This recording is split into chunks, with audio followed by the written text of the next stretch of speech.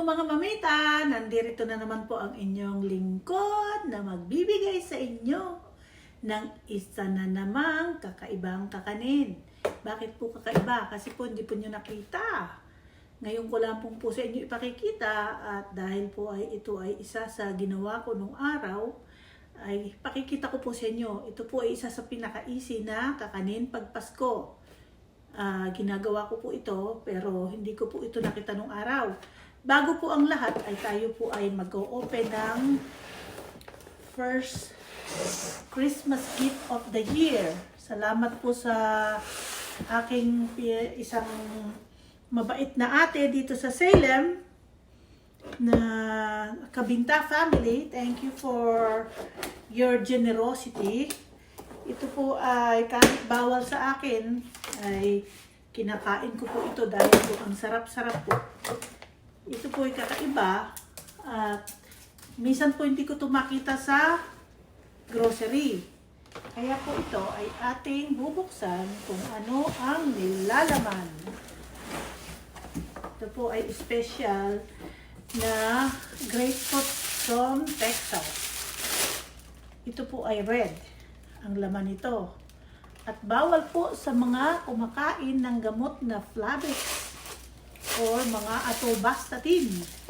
So, every year po pinadadala niya kami nito. Kaya po ako'y maligayang-maligaya pag nakita ko na to dahil ito po yung grapefruit lang na nakakain ko. At wala po akong makita sa local grocery namin. So, I guess ito po ay exclusive lang online. So, thank you Ate Lolet and Kuya Rocky for your generous yearly Christmas gift.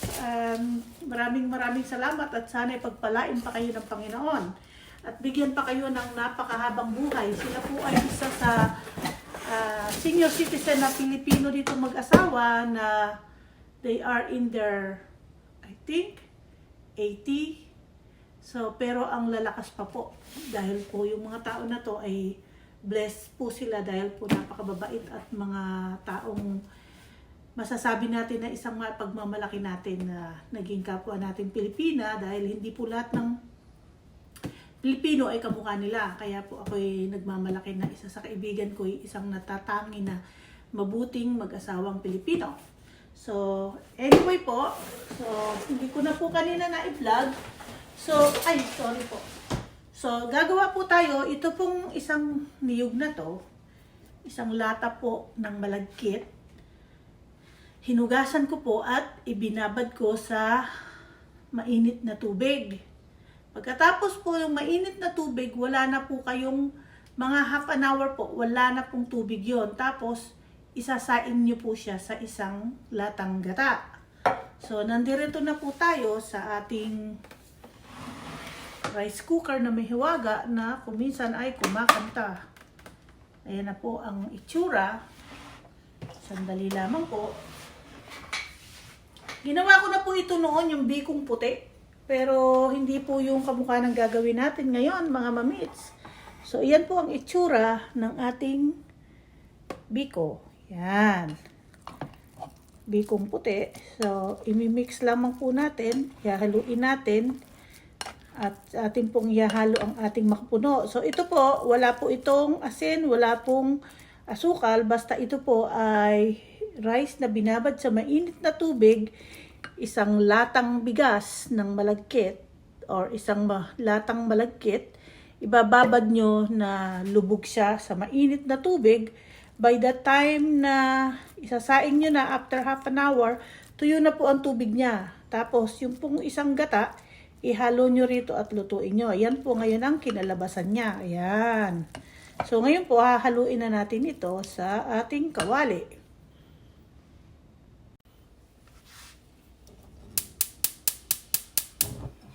So ngayon po mamita, meron po tayong mga 3 tablespoon of margarine.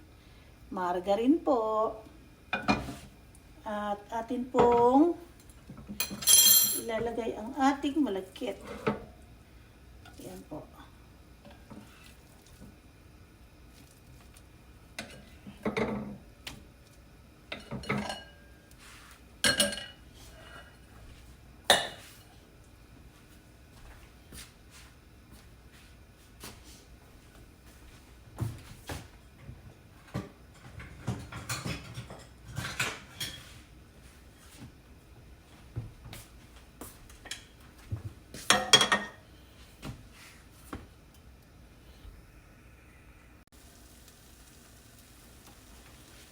So, haluin lamang po natin ng ma-absorb po niya yung margarine.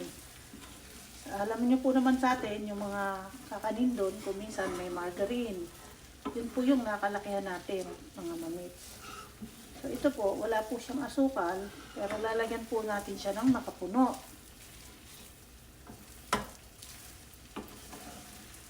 So, yan po, isasaing nyo lang sa rice cooker, saka nyo po hahaluin. Hindi po gayan.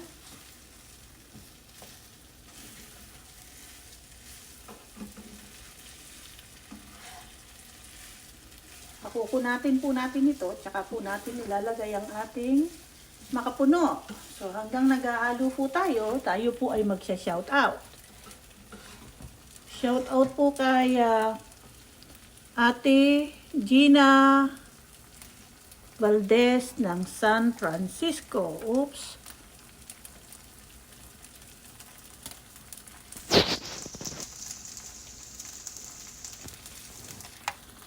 Okay. Shout out po kay Ate Gina Susan Valdez ng San Francisco. Shout out din po kay Ate Mercy na kanyang kasama sa bahay. Ang kanya pong mahusay na tagapag-alaga at ang kanya pong personal chef. Shoutout din po kay Ate Mercy Lamar ng California. Shoutout din po kay Ate Menchi Bersena. Shoutout din po kay Ate Mariti Gutierrez. Shoutout po kay Ate Pine Pepper. Shoutout din po kay Ate Loli Brog. Shout out po kay Ate Cristina Albiedo. Shout out po kay Kuya Mer Lacanilaw. Puro sa California po itong mga ito na ating mga kaibigan at subscriber na naging close sa atin. At shout out din po kay Princess Brianna Manalo at kay Robert Manalo at kay Cecil Flores Manalo. At shoutout po sa aking best friend na taga Canada, si Annalisa Duway. For 40 years. Na best friend ko po yan. At shoutout din po syempre kay Aloyda M ng Canada. At kay Boy Peralta po. Shoutout po sa inyo, yung mga taga Canada dyan na hindi ko na po naaalala yung pangalan, pasensya na po kayo. Shout out po sa inyo. Shout out din po sa ating mga kapatid na si Ate Abby, na silent viewers po natin siya. At saka po kay Ate Marita ng Florida na nagpadala sa atin ng malunggay na puno na hindi po natin nabuhay kasi nababad po sa tubig. Ako na po yung may kasalanan. Dapat po kasi pagka nagbibini, yung pong pagbababad natin ay pag tubig natin yung nagde-drain ng mabuti. So shout out po kay Ate Teresa and Ray Vidal ng Las Vegas. Shout out po sa inyo dyan. At siyempre po, shout out sa ating masugid na kaibigan at napakabait na tayo pinatuloy sa kanilang tahanan, si Ate Rose. At saka po kay Kuya Erdinan na inaangkin ko po siyang kamag-anak ko dahil kamukha po siya ng mga tito ko sa nanay. Yung mga first cousin ng nanay ko, kamukha po nila. At taga Nueva Ecija po sila, kaya sabi ko baka mga kamag-anak. Malay natin kung anak pala sila ng lolo ko. At syempre po kay Ate Maria de Malanta ng New Jersey. At sa aking kumare na si Elvira na Kitchenette TV. Shout out sa iyo, kumadre. At buong puso po kaming nakikiramay sa pagyumpiao ng iyong mahal sa buhay. Shoutout din po kay Brother Eric Erdard Flores ng Germany, kay Michael Kiambao ng Saudi Arabia, kay Melissa Kiambao, o diba? Michael Kiambao at Melissa Kiambao. At siyempre po kay Ate Cel Hormigas. Hello po. Hello. At siyempre po, si Kuya Virgil Santos ng Washington State. Hello po sa inyo at ang aking pong masugid na nakalimutan ko po ang inyong pangalan, taga Cape Cod po kayo. Kayo na po nakakaalam doon. Shout out din po kay Ate Susan Calalo, Ate Corazon Solis, kay Tita E ng Austria, kay Ate Mila Perez ng Arayat, Pampanga. Shout out po sa lahat ng mga ating subscriber na nanggaling kay Harabas. Mabuhay po kayo at salamat po sa tiwala na pinagkaloob niyo po sa akin na kayo po naging subscriber ko. Shout out din po at salamat kay Tito Bong sa Fat Boy. At syempre salamat kay Ka-Farmer na nag-bin sa akin na mag-open ng aking YouTube channel. Diba? Ngayon magulo na yung buhay ko. At siyempre po, shout out sa ating mga subscriber at mababait na sila Ate Lourdes Go ng Cavite. At saka po si Ate Susan po siya ay taga Cavite po yata siya. At saka po kay Ate Pearl Cruz, kay Ate Luz Acuña, na alam ko pong ito yung mga nagtampo sa akin dahil hindi ko na po sila nakikita. Okay lang yan, mahal ko pa rin po kayo. Okay pong mag-alala. So, yan po, pinakunat po natin ang ating biko at lalagyan po natin ng makapuno ng Pilipinas. Yun yan po ang problema. Hindi ko po alam kung talagang ito ay makapuno. So, alam niyo po, only in the Philippines. So, minsan maraming gaya. Kaya po, kung uwi kayo ng Pilipinas, never kayo magtitiwala na bibili kayo ng mineral water basta-basta. Galing lang yan dyan kung saan-saan. So, only in the Philippines. Opo. Gusto niyo po minom po kayo ng Nestle. Ewan ko lang kung dinadaya na rin nila yung kanilang product. O yung Wilkins.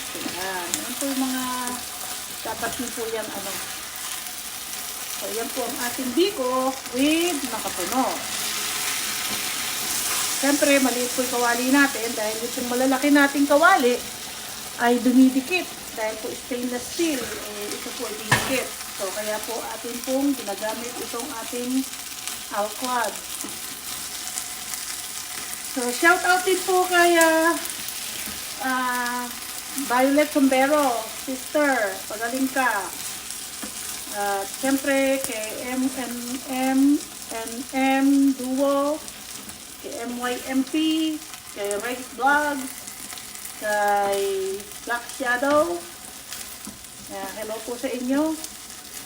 Kumusta po kayo dyan? At siyempre po kay ating Michelle, na Look Michelle, taga Maine po siya. Hello po sa inyo. Kumusta po kayo?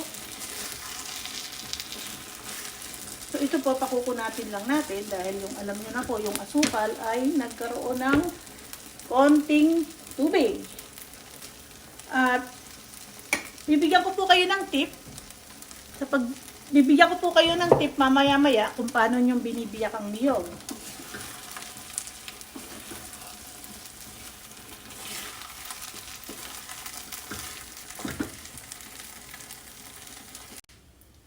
So mga mamita, sa pagbiyak po ng niyog na nabibili ninyo sa grocery, tandaan nyo po, para po hindi sasama itong mga ali-alikabok na to, balawan nyo po muna bago nyo siya biyakin.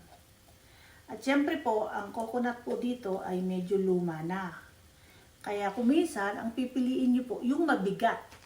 Kasi po yung magaan, natutuyo na po yung yung sabaw. Pag magbigat, yun po sigurado ko sa inyo na yun yung medyo okay pa. Pagkahugas nyo po, tsaka nyo biyakin. Siyempre, ang pinangbiyak ko po rito ay yung clever knife.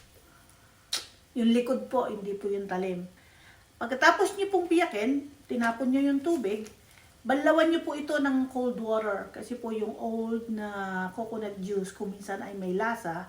So, para po mawala yung lasa, ay tatanggalin nyo po rito mga mamita.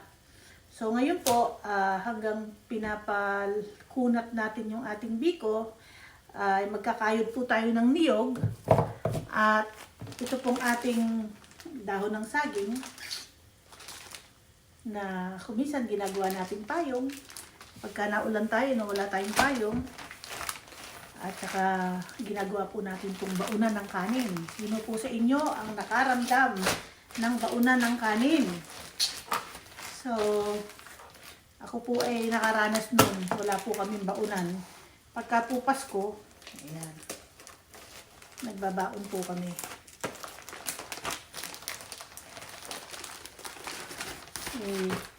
Ikakat po natin to. At, so, kailangan po natin ng 2 tablespoon of oil.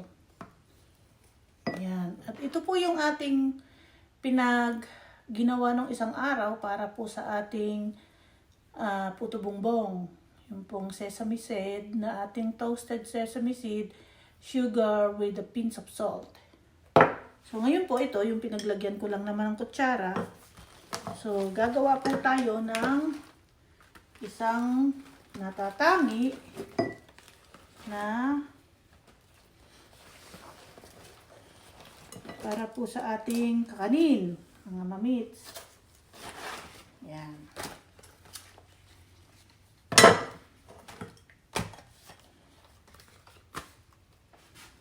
So, ito po, akin po itong kakat ng bilog.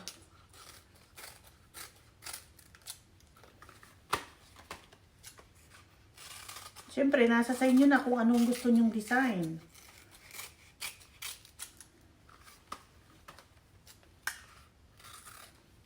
Yan po. Pwede nyo po itong lagyan ng design. Nasa sa inyo na po yun. Mga mamits. Kung gusto ninyo, kung ayaw nyo, pwede naman pong plain. Di po ba? Nasa sa inyo po yan, mga mamita. Ito ay hindi po kasya ng dalawa. So, ito po ay ating ikakat ulit. Siyempre, pinasosobrahan ko po kaysa sa laki ng platito para po mas malaki yung ating bilog, mga mamita. So, shout out po kay Tito Bong at Tito Bon ng Fat Boy. At siyempre po kay Ruru Madrid. Thank you for sa pag-shout out. So, gagawa lamang po tayo ng 4 para po lang maipakita ko sa inyo kung ano ang itsura ng kakanin nating gagawain. At syempre, kailangan natin ng kudkod ng niyog.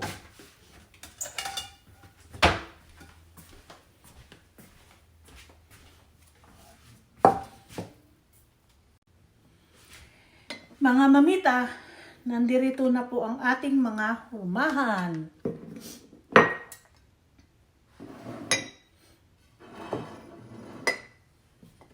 Yan po ang ating hurmahan. Siyempre, maliit po yung ating kawali. Maliit po ang ating counter. Kaya po, pinagkakasya lang natin dito. So, ang una po, mana po kayo ng hurmahan na gusto ninyo at i-brush nyo po ng oil para po hindi didikit, mga mamits. Yan. Tapos, ito po pagka malamig na ay makunat. Pero, hindi ko po na po pinalamig. At nang makita nyo po kung paano ang gagawin, depende po kung gano'ng kalalaki ang gusto nyo. Pwede pong manipis, pwede pong makapal. So, nasa sa inyo na po yun. At syempre, hindi naman lahat ng tao makakakain ng ganito kalaki. So, pwede rin silang maghati kung mag-asawa. Kagat-kagatan. Yan po. So, pwede pong bilog, pwede pong square.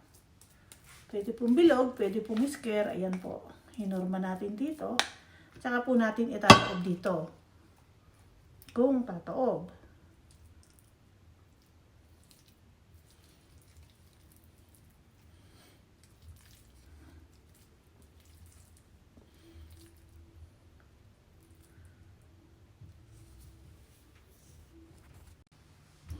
So mga mamita, ihilera po natin dito ang ating dahon. So, 4 po yan. At saka po natin yan babrasan ng konting oil para po hindi didikit yung ating kakanin sa daon ng saging. Brush po natin yan ng oil. Doon lamang po na tamang-tama pong i-slide ng mga kutsara or tinidor pagkakakain kayo.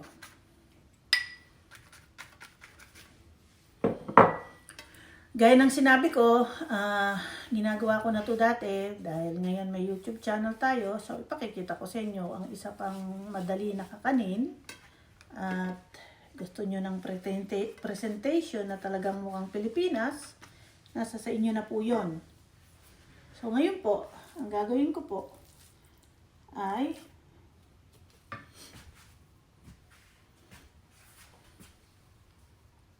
gagamit po tayo ng big ice cream scooper para po dito sa ating puto.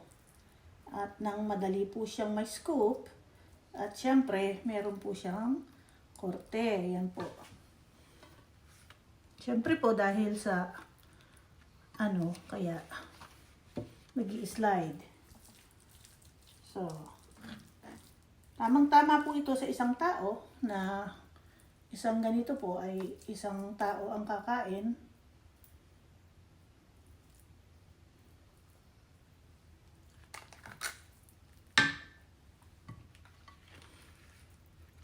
Tapos gaganyan nyo po siya. Yan.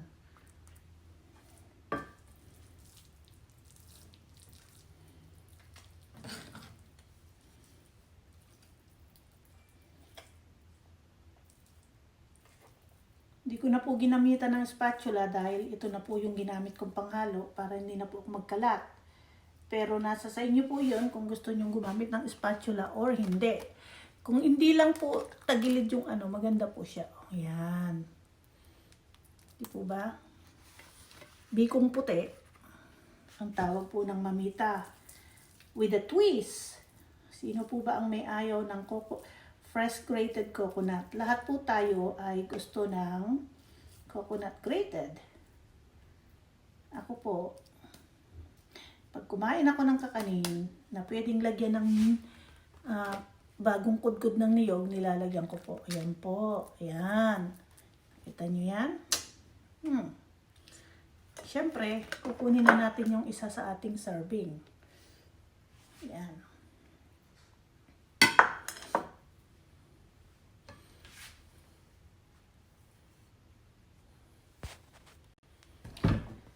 Ngayon po mga mamita, lalagyan po natin ito ng niyog sa ibabaw. Yan. Ang sarap po nito. Simpleng-simple pero sinasabi ko sa inyo ang sarap po. Yan. Tsaka niyog na yan. Ako po gusto ko maraming niyog. Yan. At may asukal na po yan. Di nyo na po kailangan ng marami nito para lang po siyang garnish.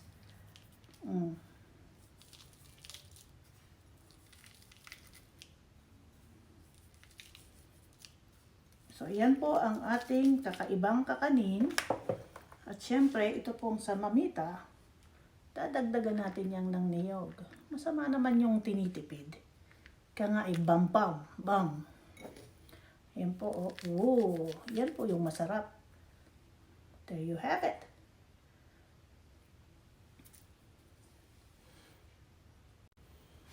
Mga mamita, atin pong titikman ang ating pinakamasarap na kakanin ngayong nalalapit na Pasko. Puting-puti po siya na may konting sesame seed. Tayo pong tikman. Masarap po ito pag malamig na. Pero dahil meron pong niyog, okay na po yan. So, para po kayong kumakain ng pichi-pichi.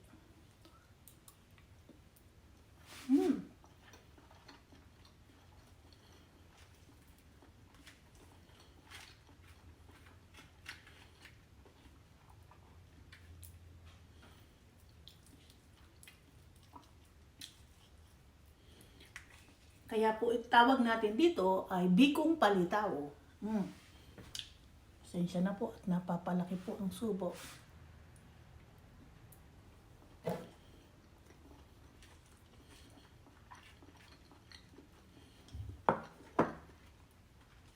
Tandaan nyo po, sa bawat isang latang bigas, isang coconut, pero yung pong malagkit, ibabad nyo po ng mainit na tubig na tamang-tama lang pantay malagkit yung sukat ng tubig. Pag na-absorb na po, tsaka nyo po ilagay sa rice cooker, ilagay nyo po yung 3/4. 3/4 po nito. So, bakit po 3/4? Kasi po nilagay ko sa ref, at gaya ng ginagawa ko palagi, kinukuha ko lang yung kakanggata. So, yung naiiwanan, yung parang tubig, yung clear liquid, kaya po, hindi po din saktong isang niyog ang nilalagay. Pero po, napakasarap po nito. Para po kayong kumakain ng palitaw na biko, at meron pong makapuno. Yun po yung kakaiba sa kakanina to. Gawin nyo po at napakasarap. At ang itsura po para kayong kumakain ng pichi-pichi.